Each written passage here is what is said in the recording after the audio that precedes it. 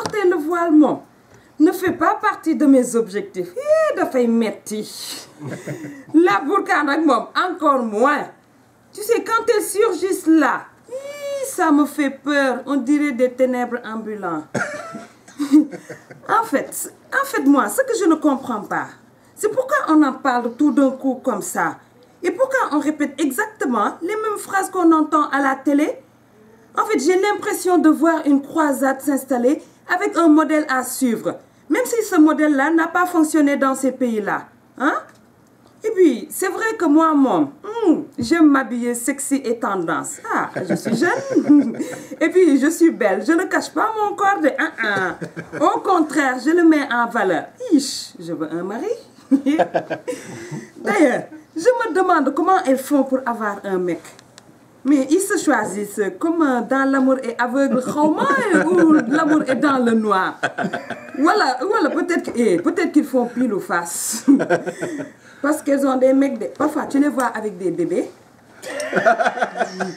Et puis, quand j'entends le mot terrorisme, je dis, hey, astaghfirullah. Oui, mais nous, on est déjà assez terrorisés comme ça suffit. C'est parce qu'en tant que, tu vois, en tant qu'Africain, vraiment, tu es terrorisé de ne jamais pouvoir voyager quand tu veux. Tu es à la merci des services de visa des ambassades étrangères. Non seulement c'est le parcours du combattant, on te demande des papiers à te noyer dedans. On te fait faire des allers-retours qui n'en finissent pas. Et puis tu arrives au guichet. Tu essaies de créer, tu sais, une ambiance sympathique pour histoire d'augmenter tes chances d'avoir le visa. Mais peine perdue. Comme un robot froid, sans aucune émotion, la caissière là, elle te prend ton dossier rec. Le pire, c'est qu'au bout de 6 mois de préparation et de stress, billahi, tu attrapes même l'ulcère entre-temps. Ils te refusent le visa, mais ils gardent ton argent. Et là, tu as l'impression de recevoir une bombe, billahi, en pleine figure. Comme ça.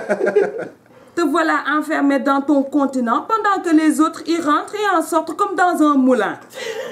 Alors moi, je ne veux pas entendre parler de terrorisme parce que je suis déjà terrorisée à l'idée de ne jamais être libre de partir.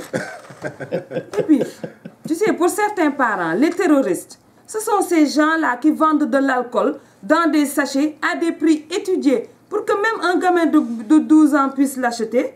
Ah, oui, ça coûte moins cher qu'une miche de pain. Billahi, chacun sa terreur.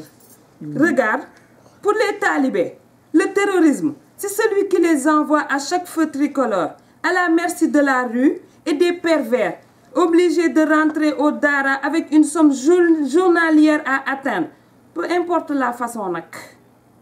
Moi, en fait, je trouve que la burqa là, c'est une tenue vestimentaire non adéquate avec notre climat. Non, c'est pas adéquat. C'est pas adéquat.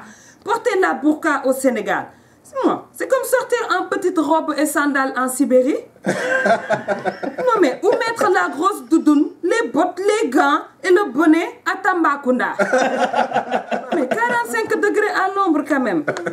Et puis en plus de faire peur, ça pose un problème d'hygiène de... Mais en tout cas, les gens que... Moi, personnellement, les gens que je dirige, je les terrorise tous. Oui. Ah bon? Waouh. Parce qu'après, ça devient des entités faciles à manipuler. Tout ce que tu leur dis, ils disent Amen, c'est pour mon bien. Voilà.